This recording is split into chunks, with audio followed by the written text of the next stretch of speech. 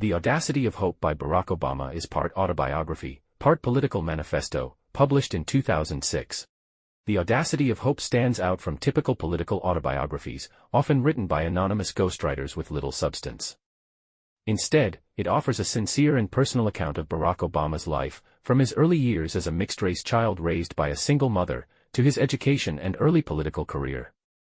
Obama uses his personal story to address the political issues of the time, many of which remain relevant today. For Obama, the goal is to find common ground between opposing political movements, identifying modern positions and compromises on topics like military spending, foreign policy, abortion, and healthcare. He also emphasizes the importance of removing money from politics and stresses that, regardless of political affiliation, Americans share more commonalities than differences. At the heart of this unity is a shared love for freedom. Obama argues that true freedom can only be secured if power is decentralized and if Americans unite around values like equal opportunity, community, and equal treatment, regardless of race, gender, or religion. Chapter 1: Politicians are unwilling to compromise. In this chapter, Obama reflects on his campaign that led to his election as Illinois' junior senator while discussing the growing partisan divide in Washington. He notes that, according to both his own observations and insights from seasoned lawmakers, Congress was not always as deeply divided as it is today.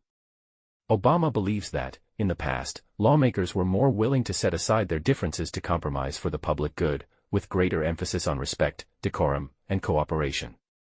He challenges the idea that Democrats need to craft a more unified stance against Republicans. Instead, Obama argues that the public is tired of partisan conflict, and to regain the trust of the American people, Democrats must prioritize reconciliation and cooperation with Republicans while staying true to their core values.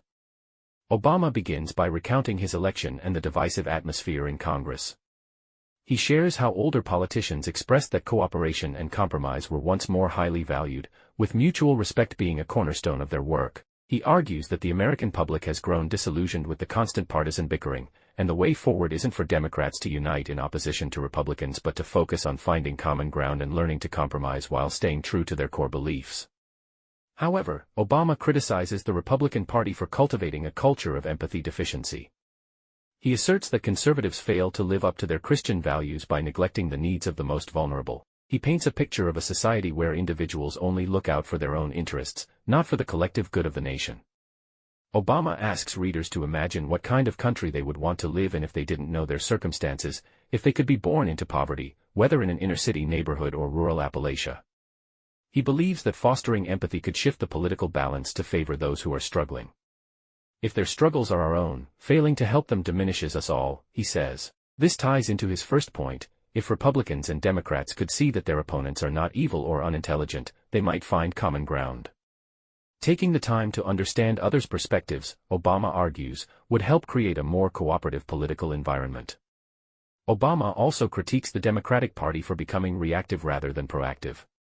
He explains that, in response to issues like the war in Iraq, the party appears to reject military action altogether. In reaction to the belief that the market can solve all problems, they resist using market principles to address pressing issues. In response to religious overreach, they equate tolerance with secularism, losing the moral language that could lend deeper meaning to their policies.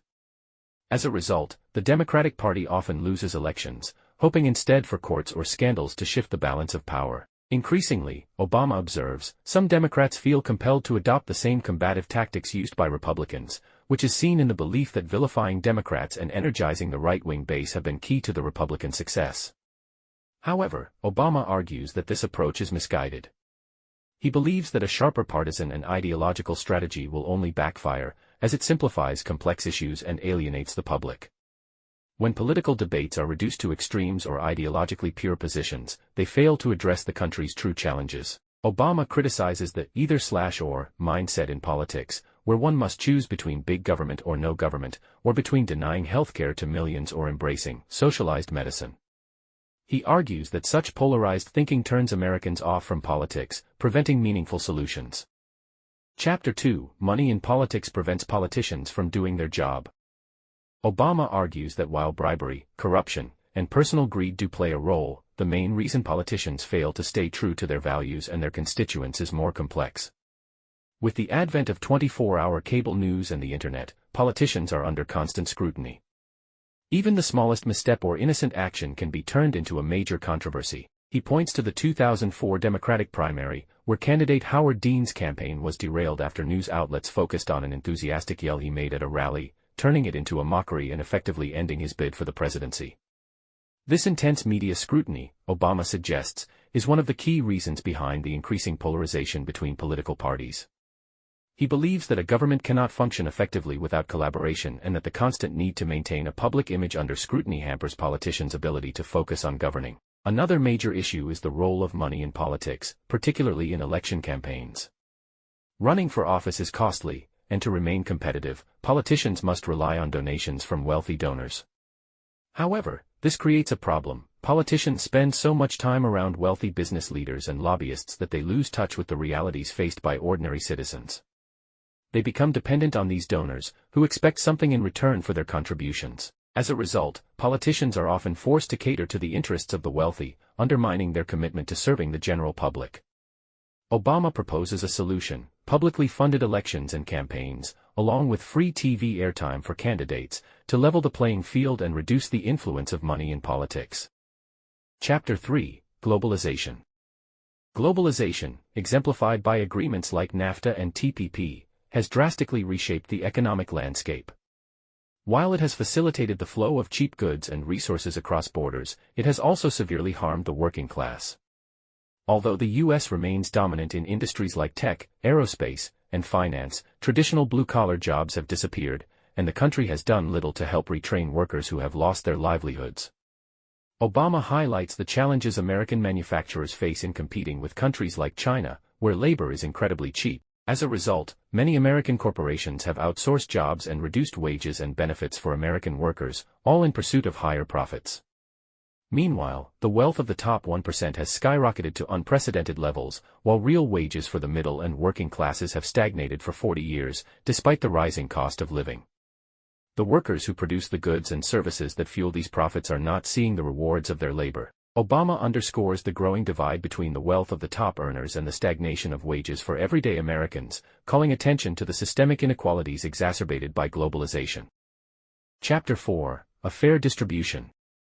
The foundation of the American ethos has always been the idea of the American dream, the belief that through hard work and ability, anyone can achieve success and prosperity.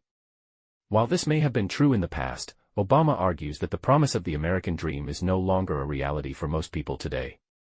The wealthy have grown extraordinarily rich, with the majority of economic gains benefiting the top 1%, while the rest of the population has seen their financial situation decline. Obama points to the Republican Party's role in this growing inequality. He claims that the GOP has become the party of the wealthy, focused on lowering taxes for the rich and easing corporate regulations. At the same time, they aim to cut vital social safety nets like Social Security and Medicare/Medicaid. The Republican viewpoint, Obama says, is that those who do the most work receive the least benefit, while those who accumulate wealth through ownership of stock or real estate, without contributing to the production of goods or services, are rewarded handsomely. This growing concentration of wealth in the hands of the few exacerbates inequality and undermines the idea of a fair society. Chapter 5: The Role of Religion. Obama shifts from discussing economic inequality to addressing the growing divisions in American society. He observes that, while faith is often seen as a source of comfort and moral guidance, in the political sphere, it seems to sow division rather than unity. He notes that racial, religious, and cultural tensions are worsening, and instead of alleviating these tensions, politics seems to amplify them.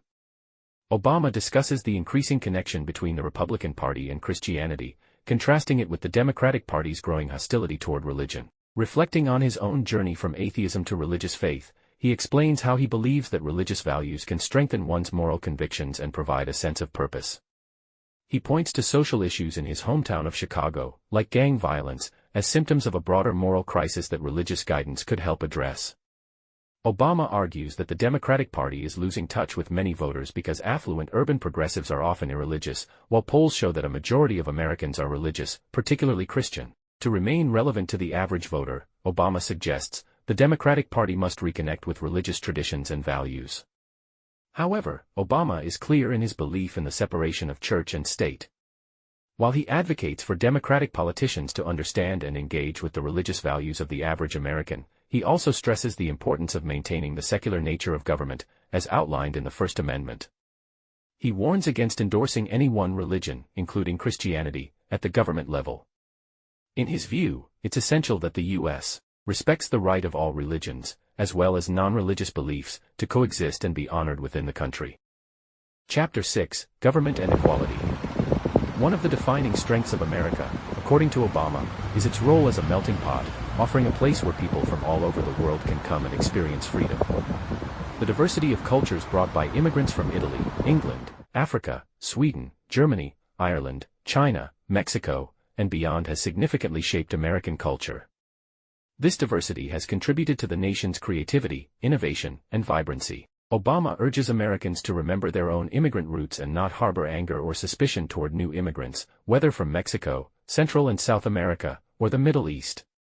He emphasizes that if we truly believe in the American ideals, we must also believe that everyone, regardless of their origin or appearance, deserves equal treatment. Obama believes that America's greatness lies in its ability to absorb newcomers and create a shared national identity.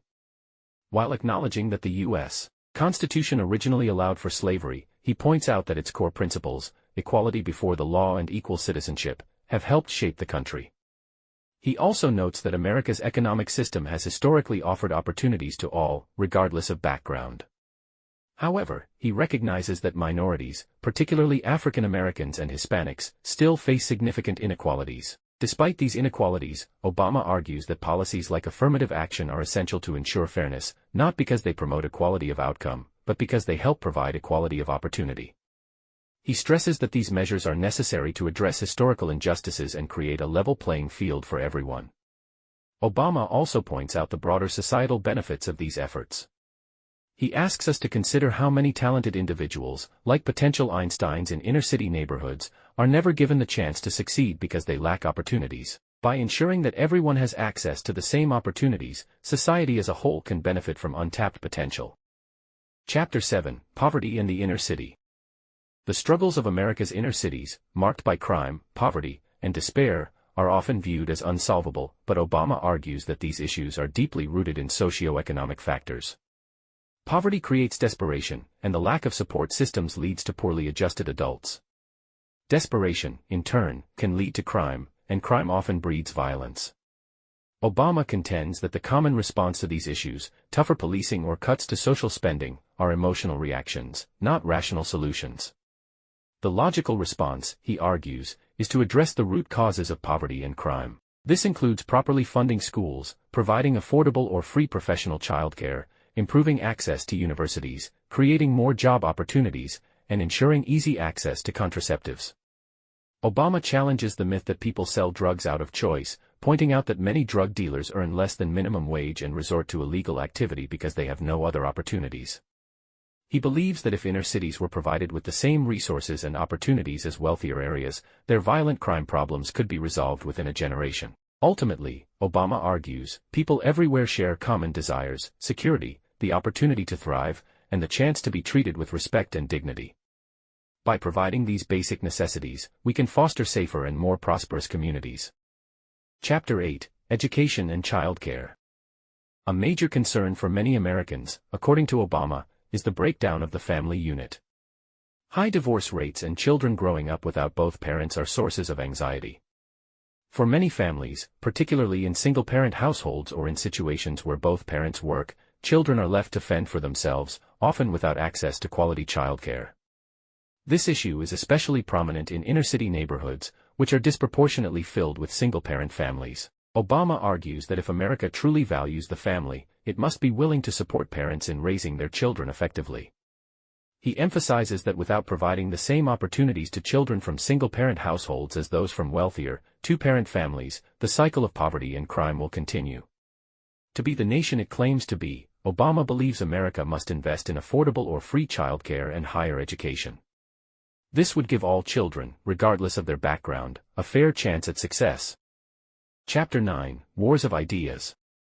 Obama critiques the U.S. approach to the war on terrorism, pointing out the absurdity of framing terrorism as a war against a tactic rather than a specific country or enemy. Terrorism is not a singular organization or entity, it is a method of warfare. He argues that it is impossible to defeat a tactic like terrorism in the way we might defeat an enemy nation. After the 9/11 attacks, instead of reflecting on the reasons behind the attacks, the U.S. government increased military spending and launched invasions of Afghanistan and Iraq, one of which had no connection to the attacks. This military response only fueled more hatred towards the U.S. and resulted in the deaths of hundreds of thousands of civilians. Obama contends that the war on terrorism is misguided because it treats ideas and ideologies as if they are concrete enemies that can be fought with conventional warfare. He emphasizes that ideas cannot be defeated with bullets, and the U.S. cannot justify its actions by accusing others of crimes against humanity while causing innocent deaths. Addressing terrorism, Obama believes, requires addressing its root causes, nuanced issues far beyond the simplistic idea that they hate us for our freedom. Chapter 10, Final Summary. In the final chapter, Obama stresses the importance of shared values, the principles that the majority of Americans hold dear, in guiding the nation's politics. He argues that these shared values should be the foundation of political discourse, rather than partisan ideologies. Ultimately, the Audacity of Hope serves as a precursor to Obama's 2008 presidential campaign, but it also reinforces his central belief: America's greatest challenges stem from a failure to recognize the humanity in one another. If Americans are to move forward, they must overcome divisions and unite around common ideals of empathy, equality, and opportunity.